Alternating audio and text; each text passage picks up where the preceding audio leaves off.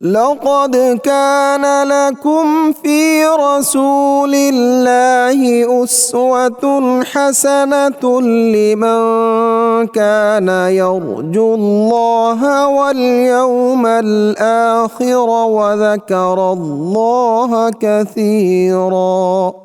نحمده ونصلي على رسوله الكريم اما بعد فاعوذ بالله من الشيطان الرجيم بسم الله الرحمن الرحيم رب اشرح لي صدري ويسر لي امري واحلل عقدة من لساني يفقهوا قولي. آج ہم جھوٹ کے بارے میں پڑھیں کہ جھوٹ کیا چیز ہے، کیونکہ جو سچ نہیں پھر وہ کیا ہے؟ جھوٹ ہے. بنیادی طور پر کذب کا معنی ہوتا ہے غلط خبر دینا. سچ کیا ہے؟ درست خبر دینا، چاہے وہ زبان سے ہو، چاہے وہ عمل سے ہو، چاہے وہ رویے سے ہو. اور جھوٹ کیا ہے؟ غلط خبر دینا. یہ جو لفظی معنی ہے نا، یہ آپ پکا کر لیں اپنے ذہن میں تو باقی چیزیں سمجھنا بہت آسان ہو جائیں گی. جھوٹ کا معنی غلط خبر دینا، یہ جھوٹ ہوتا ہے. عربی میں کہتے ہیں کذبت العین، آنکھ نے جھوٹ بولا. آنکھ کب جھوٹ بولتی ہے انسان کی؟ جب وہ کسی چیز کو جو وہ ہوتی ہے وہ نہیں دیکھتی، اپنے امیجنیشن سے کچھ اور ہی دیکھتی، تو دھوکہ دے جاتی ہے ہمیں. آپ ایک چیز کو دور سے کچھ سمجھتے، جو پاس جاتے ہیں تو آپ کہتے او ہو یہ تو میں کچھ اور ہی سمجھا تھا، یہ تو وہ نہیں. تو یہ جو عمل ہے وہ کیا ہے؟ دراصل جھوٹ. کہ کسی چیز کے بارے میں وہ نہ بتانا جو وہ ہے. خرابیاں کہاں سے شروع ہوتی ہیں؟ جھوٹ سے شروع ہوتی ہیں. کہ جو چیز جو ہے نہیں اس کو وہ مقام دیا جا رہا ہے، وہ کہا جا رہا ہے یا بنایا جا رہا ہے یا اس طرح پیش کیا جا رہا. اسی طرح کذب السیر کا معنی ہوتا ہے چلنے کی کوشش نہ کرنا. سیر کا کیا معنی ہوتا ہے؟ چلنا. اور کذب السیر نہ چلنا. تو جھوٹ ہے خبر غلط، خلاف حقیقت، خلاف واقعہ، علم اور زبان کا فرق، بے تحقیق بات، بیس لیس بات. منافقت کا دروازہ کھول دیتا ہے، بندے کے ایمان کو سخت نقصان دیتا ہے، اور اگر انسان باز نہ آئے تو ایمان کا مکمل خاتمہ تک کر دیتا ہے. انسان کی ہدایت کی راہ میں بہت بڑی رکاوٹ. قال اللہ تعالی ان اللہ لا یہدی من هو کاذب کفار. اللہ سبحانہ تعالیٰ فرماتے ہیں بے شک اللہ کسی ایسے شخص کو ہدایت نہیں دیتا جو جھوٹا ہو اور منکر حق ہو، ناشکرا ہو. گویا جھوٹے شخص کو ہدایت سے بھی محروم کر دیا جاتا ہے. اور ہدایت جیسا کہ آپ جانتے ہیں کہ ایک ہدایت توفیق ہوتی ہے اور ایک ہدایت ارشاد ہوتی ہے. ہدایت ارشاد تو سب کے لیے، جھوٹوں اور سچوں سب کے لیے، لیکن ہدایت توفیق کہ سیدھے رستے پہ جانے اور پھر نیکی کا کام کر لینے کی توفیق اور اس کا دروازہ کھل جانا، یہ نعمت ملتی ہے سچے لوگوں کو. یہ تھی آیت سورۃ الزمر 3. اور سورۃ مؤمن آیت 28 میں فرمایا ان اللہ لا یہدی من ہوا مسرف کذاب. بے شک اللہ تعالیٰ نہیں ہدایت دیتا کسی اس شخص کو جو حد سے بڑا ہوا اور سخت جھوٹا ہو. مسرف کذاب. تو اس سے پتہ یہ چلتا ہے کہ جھوٹ کا سب سے بڑا نقصان یہ ہوتا ہے کہ انسان ہدایت سے، صحیح راستے سے، اللہ کی گائیڈنس، رہنمائی سے، توفیق سے محروم ہو جاتا ہے. اور جس پر کوئی دروازہ ہی بند ہو جائے اس کے لیے پھر آگے خیر اور بھلائی کرنے کے مزید چانسز کیا ہو سکتے ہیں. اسی لیے اللہ تعالیٰ فرماتے ہیں قال اللہ تعالیٰ یا ایہا الذین آمنوا اتقوا اللہ وکونوا مع الصادقین. اے لوگو جو ایمان لائے ہو اللہ سے ڈرو اور سچوں کے ساتھ ہو جاؤ. کونوا مع الصادقین. کیونکہ انسان کی دوستی اسی شخص سے ہو سکتی ہے جس کو وہ اپنے مزاج اور ذوق کے مطابق پاتا ہے. یہ بالکل نیچرل ہے نا. آپ اپنی فطرت، مرضی اور مزاج کے خلاف دوسرے کو زیادہ دیر برداشت نہیں کر سکتے. تو جو شخص خود سچا ہوتا ہے اسی کو سچائی سے اٹریکشن ہوتی ہے اور وہ خود بخود سچے لوگوں کی طرف لپک جاتا ہے. جیسے حضرت ابوبکر صدیق رضی اللہ تعالیٰ عنہ پوری زندگی سچائی کا ایک عملی نمونہ نظر آتے ہیں اور ہر خیر اور بھلائی کے کام میں آگے سے آگے بڑھتے ہیں. کیوں؟ اس لیے کہ خود سچے ہیں، اپنے اندر سچائی رچی بسی ہوئی، اور جہاں وہ سچائی کا کوئی بھی رخ دیکھتے ہیں فوراً اس کو سب سے آگے بڑھ کر قبول کر لیتے ہیں بغیر کسی انتظار کے. حدیث ہے عن عبد الله رضي الله عنه عن النبي صلى الله عليه وسلم قال إن الصدق يهدي إلى البر وإن البر يهدي إلى الجنة وإن الرجل لا يصدق حتى يكون صديقا وإن الكذب يهدي إلى الفجور وإن الفجور يهدي إلى النار وإن الرجل لا يكذب حتى يكتب عند الله كذابا رواہ البخاری۔ سیدنا عبداللہ رضی اللہ عنہ سے روایت ہے کہ نبی کریم صلی اللہ علیہ وسلم نے فرمایا، بلا شبہ سچ آدمی کو نیکی کی طرف بلاتا ہے، سچ نیکی کی طرف بلاتا ہے، یعنی جب انسان سچا ہوتا ہے تو خود بخود اس کے اندر نیکی کی محبت پیدا ہوتی ہے، گویا سچ اس کو پش کر رہا ہے اور اس کو لے جا رہا ہے اور اس کو آگے بڑھا رہا ہے نیکی کے کاموں میں۔ وَإِنَّ الْبِرَّ يَهْدِي إِلَى الْجَنَّةِ، اور بے شک نیکی جنت کی طرف لے جاتی ہے۔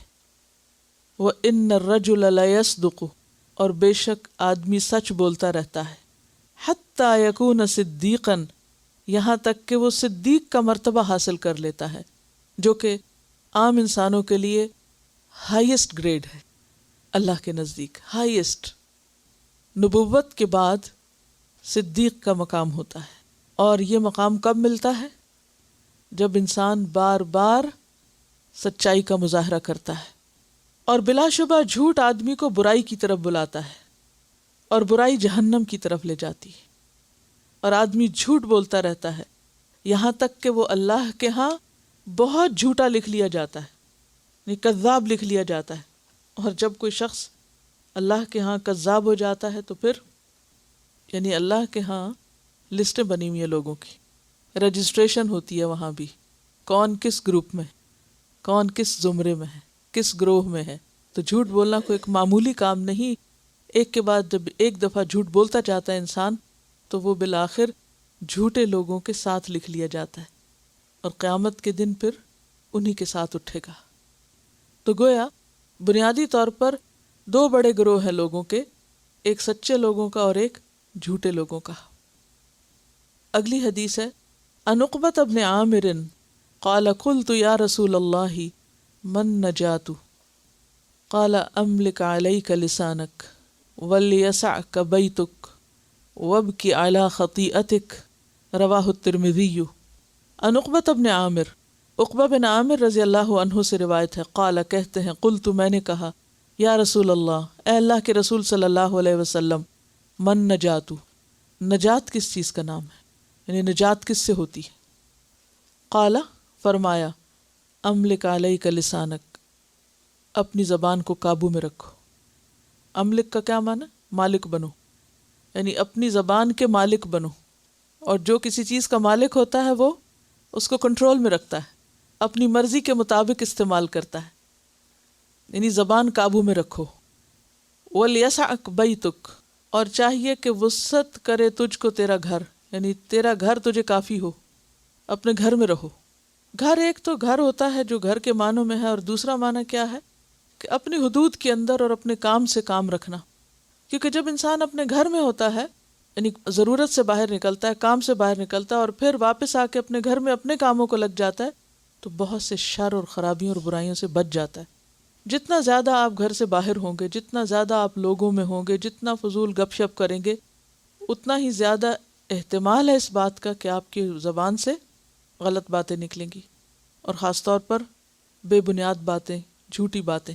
تو جھوٹ سے بچنے کے لیے کیا ضروری ہے کہ انسان اپنے کام سے کام رکھے، اپنے دائرہ کار میں رہے، اپنے مقصد پر فوکس کرے، اور بیکار میں لوگوں سے انٹریکٹ نہ کرے۔ وَابْكِ عَلَىٰ خَطِیئَتِکَ، اور اپنی خطاؤں پہ رو، یعنی اگر غلطی ہو جائے تو بجائے اس کے کہ اس کے اوپر تعویلیں کرو، اس کو جسٹیفائی کرو اور اسے درست قرار دو، اس کا اعتراف کر لو، اس پہ رو لو اور اللہ سے معافی مانگ لو، تو خود بھی قرار آ جائے گا اور آگے مزید نیکی کا دروازہ بھی کھل جائے گا۔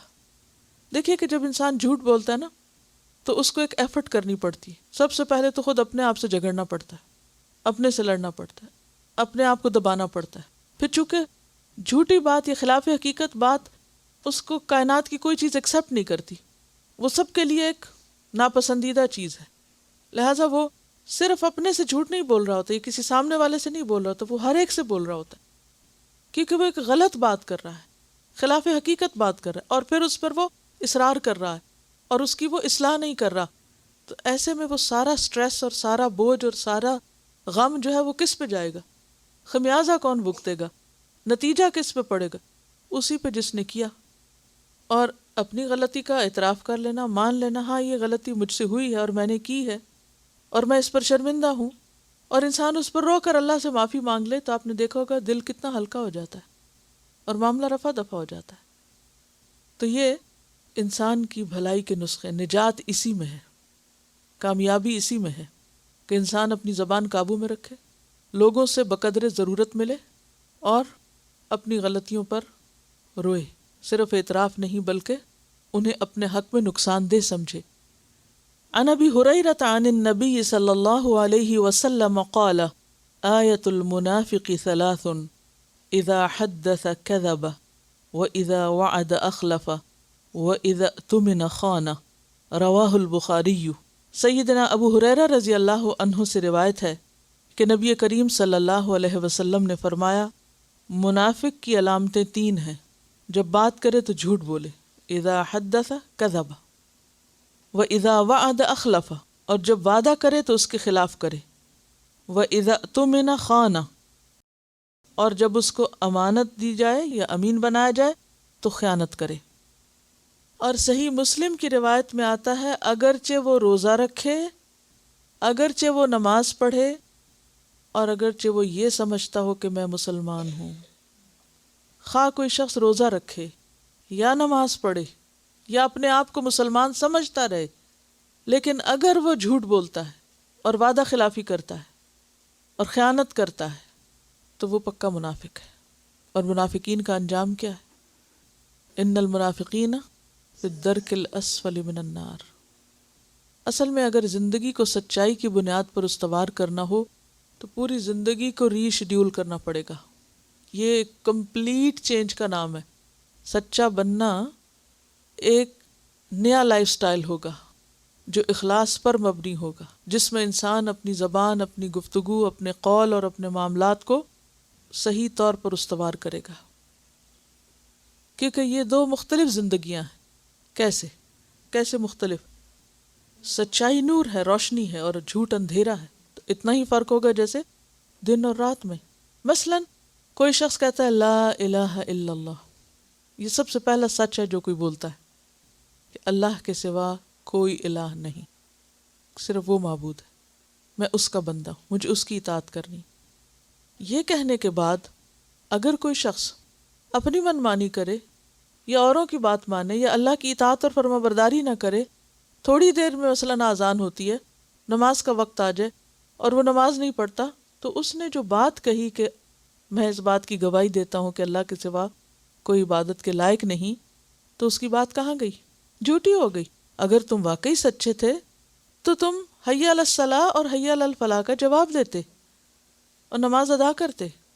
پھر اس کے بعد عام روزمرہ زندگی میں ہمارے دین کے ہم سے بہت سے تقاضے ہیں. جب ایک شخص یہ کہتا ہے کہ میں اللہ کو سب کچھ مانتا ہوں اور پھر اللہ کی بات نہیں مانتا، تو وہ تو ایک جھوٹے انسان کی طرح سب کچھ کر رہا ہے. اس کے تو زبان اور اس کے عمل میں تضاد ہے، فرق ہے. وہ اللہ کو نہیں اپنے دل کو الہ مانے ہوئے، جیسے قرآن مجید میں آتا نا، اَرَأَيْتَ مَنِ اتَّخَذَ إِلَٰهَهُ هَوَاهُ أَفَأَنْتَ تَكُونُ عَلَيْهِ وَكِيلًا. کیا تم نے دیکھا اس شخص کو جس نے اپنی خواہش نفس کو اپنا الہ بنا رکھا ہے؟ کیا بھلا پھر تم اس پر کارساز ہو سکتے ہو؟ تم اس کا کچھ بنا سکتے؟ تم اس کو کچھ فائدہ پہنچا سکتے ہو؟ نہیں. قرآن پاک میں اللہ تعالیٰ فرماتے ہیں یا بنی آدم لا تعبدوا الشیطان، شیطان کی عبادت نہ کرو. اب جب انسان شیطان کی عبادت ویسے تو نہیں کرتا، لیکن شیطان کے بہکاوے میں آ کر اللہ سے کیے ہوئے عہد کو فراموش کر دیتا ہے، تو وہ اللہ کی عبادت کا دعویٰ لا الہ الا اللہ سچ نہیں، جھوٹ کہہ رہا ہے اس میں، تو اس کے تو ایمان کا دعویٰ ہی سچا نہیں. منافقین کو منافقین کیوں کہا جاتا تھا؟ کیا مشکل تھی ان کی؟ کیا فرق تھا؟ جب وہ ایمان والوں کے ساتھ ہوتے تو کیا کہتے؟ ہم تمہارے ساتھ ہیں. اور جب وہ اپنے دوستوں کے ساتھ ہوتے تو ان کو کیا کہتے؟ ہم تمہارے ساتھ ہیں۔ تو یہ جو ڈبل فیس لوگ تھے، دوہرے چہرے والے، ادھر ہوتے تو ان کی مرضی کی بات، ادھر ہوتے تو ان کی مرضی کی بات، کیا یہ دھوکہ نہیں تھا؟ اور کیا کرتے تھے منافقین؟ کہا جاتا کہ فساد نہ کرو تو کہتے ہم تو اصلاح کر رہے ہیں۔ اور کیا کرتے؟ جب انہیں نماز کی طرف بلایا جاتا، اذا قاموا الی الصلاۃ قاموا کسالى۔ اگر ہم سب اپنے اس رویے پر غور کریں کہ اذان ہوتے ہی ہمارا طرز عمل کیا ہوتا ہے، ہمیں کتنا شوق ہوتا ہے، اس کو اپنے لیے ایک مصیبت سمجھتے ہیں۔ کبھی کبھار تو ہو سکتا ہے کہ کوئی ایسی مجبوری ہوتی ہے، بعض اوقات کی کسی چیز میں جلدی ہوتی ہے یا کوئی ایمرجنسی ہوتی ہے یا کسی اور شخص کو آپ سے ایسی ضرورت ہو سکتی ہے، لیکن اگر روزانہ کا طریقہ ہی یہ بن جائے کہ دھوپ پیلی پڑے تو نماز پڑھی جائے، تو ایسی نماز کو منافقین کی ہی نماز قرار دیا گیا ہے کہ جو دھوپ کے پیلا پڑنے کا انتظار کرتے رہتے ہیں، اور جب تھوڑا وقت رہتا ہے تو پھر ٹھونگے مارتے ہیں جیسے مرغا دانے چنتا ہے۔ تو آپ صلی اللہ علیہ وسلم نے فرمایا تل کا صلاۃ المنافق۔ پوچھا گیا کہ کون سی؟ تو فرمایا کہ وہ جو دھوپ کے پیلا پڑنے کا انتظار کرتا ہے اور جب تھوڑا سا وقت بچتا ہے تو پھر جلدی سے اس طرح سجدے کرتا ہے جیسے مرغا زمین پہ ٹھونگے مار رہا ہو دانہ چننے کے لیے، اور اللہ کو کچھ بھی یاد نہیں کرتے اس نماز میں۔ اور یہ ایک حقیقت ہے کہ جو نماز دیر سے پڑھی جاتی ہے وہ واقعی ٹھونگے ہوتی۔ اور پنجابی میں ایک محاورہ نا، ویلے دی نماز تے کویلے دیاں ٹکراں، وہ صرف زمین پہ ٹکرے مارنے والی بات ہی رہ جاتی ہے۔ بنیادی طور پر منافقت جنم لیتی ہے دنیا کی محبت سے، دنیا کو آخرت پر ترجیح دینا۔ تو جب انسان دنیا کو آخرت پر ترجیح دینے لگتا ہے تو دنیا کے کام اس کو زیادہ اہم لگتے ہیں، زیادہ ارجنٹ لگتے ہیں، زیادہ ضروری لگتے ہیں، اور ان میں وہ اتنا مشغول رہتا ہے کہ پھر اللہ کے ذکر اور اللہ کے دین کے لیے اس کے پاس وقت نہیں بچتا، یا وہ اتنا اہم نہیں رہتا۔ پھر اسی طرح ہم دیکھتے ہیں کہ جھوٹ میں بعض اوقات ہم بڑے بڑے جھوٹ بولنے سے تو پرہیز کرتے ہیں، لیکن کچھ اس قسم کے جھوٹ بھی ہوتے ہیں کہ جن کو ہم جھوٹ سمجھتے بھی نہیں ہیں اور انہیں ہم بولتے ہوئے یا اختیار کرتے وقت احساس بھی نہیں کرتے۔ اگلی حدیث ہے، عن عبداللہ ابن عامر انہ قال دعتنی امی یوما ورسول اللہ صلی اللہ علیہ وسلم قائد فی بیتنا فقالت ہا تعال اعطیک فقال لها رسول اللہ صلی اللہ علیہ وسلم وما اردت ان تعطیہ قالت اعطیہ تمرا فقال لها رسول اللہ صلی اللہ علیہ وسلم اما انک لو لم تعطیہ شیئا کتبت علیک کذبۃ، رواہ ابو داود۔ سیدنا عبداللہ ابن عامر رضی اللہ عنہ سے روایت ہے کہ میری ماں نے مجھے ایک دن بلایا اور رسول اللہ صلی اللہ علیہ وسلم ہمارے گھر میں بیٹھے ہوئے تھے، تو اس نے کہا کہ ادھر آؤ میں تمہیں ایک چیز دوں گی۔ تو رسول اللہ صلی اللہ علیہ وسلم نے اس سے فرمایا تم نے کیا دینے کا ارادہ کیا ہے؟ اس نے کہا میں کھجور دوں گی۔ تو رسول اللہ صلی اللہ علیہ وسلم نے اس کو کہا اگر تم اس کو کچھ نہ دیتی تو تمہارے اوپر ایک جھوٹ کا گناہ لکھا جاتا۔ اور یہ چیز کتنی عام ہے، مائیں بچوں کے ساتھ ہر وقت جھوٹی باتیں کرتی رہتی، حتیٰ کہ بچے جھوٹ کو بھی جھوٹ نہیں سمجھتے اور اسی پہ تربیت پاتے ہیں۔ اچھا تم ایسا کر لو تو تمہیں یہ ملے گا، تم وہ کر لو تو تمہیں، یا یہ کہ جھوٹی بات کر کے ان کو ٹال دیا، یا ان سے جھوٹ بلوایا، فون پہ یہ کہہ دو، فلاں سے یہ نہ کہنا، یہ کہنا، یعنی ان کو جھوٹ پکا کرا کے وہ کہلوا کے بھیجا۔ اب ہم سمجھتے ہیں بچے معصوم ہیں، ان کو کیا پتا، لیکن کیا ہوتا ہے وہ پھر جس ماحول میں تربیت پاتے ہیں وہ اس سے بھی بڑے جھوٹے بن کے نکلتے ہیں۔ وہ ماں باپ جنہوں نے بچوں کو دوسروں کو دھوکہ دینا سکھایا ہو، وہ جب بڑے ہوتے ہیں تو ماں باپ ہی کو دھوکہ دیتے ہیں۔ تو بعض اوقات ہم سمجھتے ہیں کہ یہ تو بچے ہیں اور اس کو ہم بہلانا کہتے ہیں، جھوٹ بولنا کہتے بھی نہیں، جھوٹ مانتے بھی نہیں۔ جو چیز عمل سے انسان سیکھتا ہے وہ کہیں زیادہ پکی ہوتی ہے، خواہ وہ سچائی ہو یا جھوٹ ہو، بنسبت اس کے کہ جو صرف زبانی کسی لیکچر سے سیکھے۔ اور پھر اس میں آپ دیکھیں کہ ماں باپ اپنے لیے کیا صدقہ جاریہ چھوڑ کے جاتے ہیں، سچ کا یا جھوٹ کا۔ اگر جھوٹ بولا اور ان کو جھوٹ سکھا دیا اور وہ جھوٹ پہ پلے اور جھوٹ ان کی زندگی میں ایک نارم بن گیا، تو پھر وہ بیج کس نے لگایا تھا، اور اس کا صلہ یا وہ کانٹے کس کے راہ میں آئیں گے؟ لگانے والوں کے۔ اور والدین کا صرف سچ کی تلقین کرنا کبھی بھی فائدہ نہیں دے سکتا جب تک کہ وہ خود سچے نہ ہوں اور سچے بن کے نہ دکھائیں۔ پھر جھوٹ کی ایک اور قسم ہے، عن ابی ہریرہ عن النبی صلی اللہ علیہ وسلم قال کفى بالمرء كذبا ان يحدث بكل ما سمع، رواہ مسلم۔ سیدنا ابو ہریرہ رضی اللہ عنہ سے روایت ہے کہ رسول اللہ صلی اللہ علیہ وسلم نے فرمایا آدمی کے جھوٹا ہونے کے لیے اتنا ہی کافی ہے کہ وہ ہر سنی سنائی بات کو آگے بیان کر دے، کہ جو کسی نے کہا اس کو بغیر تحقیق کے، بغیر انالائز کیے آگے پہنچا دے۔ اور اس میں آپ دیکھیے کہ صرف زبانی باتیں ہی نہیں، عملی طور پہ بعض اوقات ہم اتنا انفلوئنس ہو جاتے ہیں کہ ہمیں سمجھ نہیں آتی کہ جو بات ہم آگے پہنچا رہے ہیں وہ سچ بھی ہے یا نہیں۔ اور اس میں ایسی فیک قسم کی میلز، جھوٹے قصے، جھوٹی باتیں، جھوٹ پر مبنی سٹوریز بنائی ہوئی، ان کو ہم اصلاح کے لیے آگے ایک دوسرے کو بھیجتے رہتے ہیں، جھوٹے خواب۔ تو کوئی بھی چیز جس کی بنیاد پتہ نہ ہو، جس کی اوریجن پتہ نہ ہو، اس کو پھیلانا بھی جھوٹ پھیلانے میں حصہ لینا ہے۔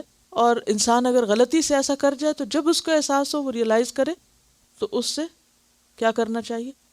ودرا کر لینا چاہیے اور اعلان کر دینا چاہیے کہ یہ بات جس سورس سے پہنچی وہ درست نہیں تھا، اور جس کو پہنچی وہ اپنی اصلاح کر لے۔ پھر اسی طرح بعض اوقات لوگوں میں لڑائی جھگڑا ہو جاتا ہے، اور اس موقع پر اگر آپ بہت سیدھی سیدھی باتیں کریں تو وہ فساد مزید پھیل سکتا ہے۔ ایسی صورت میں اجازت دی گئی کہ انسان کچھ خاموشی سے کام لے، یا بات کا کچھ حصہ جو ہے وہ آگے نہ پہنچائے تاکہ مزید فساد کی آگ نہ بھڑکے۔ عن ابن شہاب ان حمید بن عبد الرحمن اخبرہ ان امہ کلثوم بنت عقبہ اخبرته انها سمعت رسول اللہ صلی اللہ علیہ وسلم یقول لیس الکذاب الذی یصلح بین الناس فینمی خیرا او یقول خیرا۔ ابن شہاب روایت کرتے ہیں کہ حمید بن عبد الرحمن نے انہیں خبر دی کہ ان کی یعنی حمید کی والدہ سیدہ ام کلثوم بنت عقبہ رضی اللہ عنہا نے انہیں خبر دی کہ انہوں نے رسول اللہ صلی اللہ علیہ وسلم کو یہ فرماتے ہوئے سنا تھا کہ جھوٹا وہ نہیں جو لوگوں میں باہم صلح کرانے کی کوشش کرے اور اس کے لیے کسی اچھی بات کی چغلی کھائے۔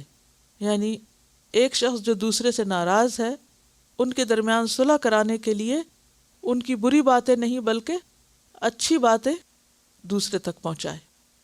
مثلا اگر ایک شخص دوسرے کے بارے میں کچھ پہنچا رہا ہے اور وہ کہے اس نے میرے بارے میں کوئی غلط بات کی ہوگی نا، ایسا بھی کہا ہوگا، ایسا بھی کہا ہوگا، تو اس موقع پر انسان اس کی تصدیق نہ کرے بلکہ اگر کوئی اچھی بات معلوم ہے تو اس کو پہنچا دے۔ یہاں پر جو لفظ آیا نا فینمی خیرن، تو ینمی نمو سے ہے، نشو نما دینا کسی چیز کو، یعنی بڑھانا۔ ینمی خیرن یعنی خیر کو بڑھا کے بیان کرے۔ یعنی مثلا کسی کی طرف سے جب وہ بات پہنچائے تو وہ کیا کرے؟ خیر کی بات کو زیادہ سٹریس کے ساتھ بتائے، بار بار بتائے، لیکن اس شخص نے جو غلط باتیں کہی ہیں ان کو چھپا جائے۔ ان سے یہ بھی اندازہ لگائیے کہ مسلمانوں کے درمیان آپس کے تعلقات کی اصلاح کتنی ضروری چیز ہے، کہ جھوٹ جو منافقت کی علامت ہے، جس کے بولنے کی اجازت نہیں، اور سچائی جو انتہائی پسندیدہ ہے، اگر سچائی سے ایسا بگاڑ آتا ہو تو ایسی سچی باتیں آگے نہ پہنچائے، اس سچائی کو وہ روک لے۔ مثلا ایک شخص دوسرے کے بارے میں بہت کچھ برا کہتا ہے اور بیچ والے کو پتا ہے، لیکن وہ آگے نہ پہنچائے تاکہ کیا نہ ہو؟ مزید لڑائی اور مزید فساد اور مزید جھگڑا۔ بلکہ اگر کوئی ایک اچھی بات پتا ہو تو اس کو اتنا زیادہ کرے، ینمی خیرن، اس خیر کو اتنا اگائے، اتنی دفعہ کہے کہ دوسرے کو اس کی خیر کا یقین آ جائے اور پھر وہ فساد ختم ہو جائے۔ او یقول خیرن، یا یہ کہ اگر اس نے کوئی بہت اچھی بات نہیں بھی کہی تو یہ بیچ والا شخص اس کی طرف سے اچھے ہی جذبات پہنچانے کی کوشش کرے اور اپنی طرف سے کیا کہے کہ نہیں وہ تمہارے لیے اچھا ہی ہے، خیر خواہ ہی ہے۔ تو ایسی بات جو ہے وہ جھوٹ میں شمار نہیں ہوگی۔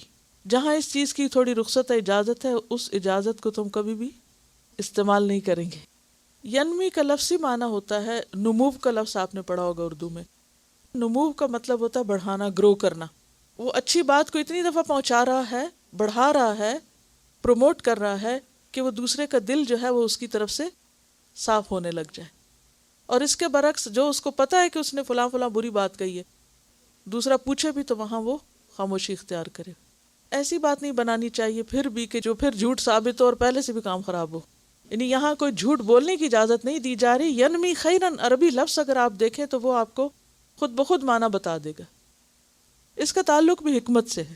کہ دوسرے کی خوبیاں اور بھلائیاں جو ہیں ان کو خوب پروموٹ کیا جائے، اور جو وہ غلط باتیں کر رہا ہے جس سے فساد ہو سکتا ہے ان کو دبا دیا جائے۔ عن ابی الحوراء السعدی قال قلت للحسن بن علی ما حفظت من رسول اللہ صلی اللہ علیہ وسلم قال حفظت من رسول اللہ صلی اللہ علیہ وسلم دع ما یریبک الی ما لا یریبک فإن الصدق طمأنینۃ وإن الکذب ریبۃ، رواہ الترمذی۔ سیدنا ابو الحوراء السعدی سے روایت ہے کہ میں نے سیدنا حسن بن علی رضی اللہ عنہ سے پوچھا کہ آپ کو رسول اللہ صلی اللہ علیہ وسلم سے کیا یاد ہے؟ انہوں نے فرمایا مجھے رسول اللہ صلی اللہ علیہ وسلم کی زبان سے یہ الفاظ یاد ہیں، وہ چیز چھوڑ دے جو تجھے شک میں ڈالے، اور اس کو اختیار کر جس کے بارے میں تجھے شک و شبہ نہ ہو، اس لیے کہ سچ اطمینان کا باعث ہے اور جھوٹ شک اور بے چینی ہے۔ تو اس سے کیا پتہ چلتا ہے کہ جھوٹ وہ چیز ہے، یہ جھوٹی بات وہ ہے کہ جس کے کرنے کے بعد انسان کے دل میں ایک خلش اور ایک بے چینی اور ایک انکمفرٹیبل سی فیلنگ پیدا ہو جائے۔ تو انسان زیادہ باتیں نہیں کرے، اتنی کرے جتنی وہ ہے، اور پھر خاص طور پر جہاں شک پڑ جائے وہاں بات کو یقینی انداز میں نہ کرے۔ شک والی بات کو شک والے انداز میں کہنا اور ہے، مثلا آپ یہ کہہ سکتے ہیں مجھے صحیح سے یاد نہیں لیکن کچھ مفہوم ایسا ہی بنتا ہے، کچھ مجھے یوں ہی یاد پڑتا ہے جیسے بات ایسے تھی، وہ ایک سیف سائیڈ ہو جاتی تاکہ سننے والا بھی اس کو پکی بات نہ سمجھے، اور اگر وہ آگے اس کو کہیں کوٹ کرے تو وہ بھی یقینی بات کے طور پر روایت نہ کرے بلکہ اسی ٹون میں، اسی انداز میں اور اسی درجے کے طور پہ کرے۔ کیونکہ بعض اوقات ایک شخص کوئی ایک بات کہتا ہے اور وہ کانفیڈنٹ نہیں ہوتا، یہ اس کو یقین نہیں ہوتا، اگلا شخص ایک دو بات اور کر کے اس کو بڑھا چڑھا کے بیان کرتا ہے، اور وہ کیا بن جاتا ہے، بات کچھ ہوتی ہے اور وہ کچھ سے کچھ شکل اختیار کر لیتی۔ جھوٹ کی ایک قسم یہ بھی ہوتی ہے کہ انسان دوسروں کو ہنسانے کے لیے جھوٹی باتیں کرتا ہے، اس کی بھی ممانعت ہے۔ عن بہز بن حکیم قال حدثني ابی عن ابیہ قال سمعت رسول اللہ صلی اللہ علیہ وسلم یقول ویل للذی یحدث ویکذب لیضحک بہ القوم ویل لہ ویل لہ۔ سیدنا بہز بن حکیم اپنے والد سے اور وہ اپنے والد سے روایت کرتے ہیں کہ میں نے رسول اللہ صلی اللہ علیہ وسلم سے سنا، آپ صلی اللہ علیہ وسلم نے فرمایا ہلاکت ہے اس شخص کے لیے جو لوگوں کو ہنسانے کے لیے جھوٹ بولے، ہلاکت ہے اس کے لیے، ہلاکت ہے اس کے لیے۔ 3 دفعہ آپ نے اس کو بد دعا دی کہ ایسا شخص ہلاک ہو، نقصان اٹھائے جو محض دوسروں کو ہنسانے کے لیے، خوش کرنے کے لیے جھوٹی باتیں گھڑے، کیونکہ اس سے بھی انسان کا اعتبار جاتا رہتا ہے۔ اصل میں جھوٹ کی ممانعت اس لیے بھی ہے کہ جھوٹ انسان کی اوور آل پرسنالٹی کو بھی نقصان دیتا ہے۔ اور پھر بخاری اور مسلم کی حدیث ہے، رسول اللہ صلی اللہ علیہ وسلم نے فرمایا جھوٹ بولنے سے رزق گھٹ جاتا ہے، جھوٹ بولنے سے رزق میں کمی ہو جاتی ہے، یعنی جھوٹ جہاں ایمان کا نقصان ہے وہاں مال کا نقصان بھی ہے۔ وآخر دعوانا ان الحمد للہ رب العالمین، سبحانک اللہم وبحمدک اشہد ان لا الہ الا انت استغفرک واتوب الیک۔ السلام علیکم ورحمۃ اللہ وبرکاتہ۔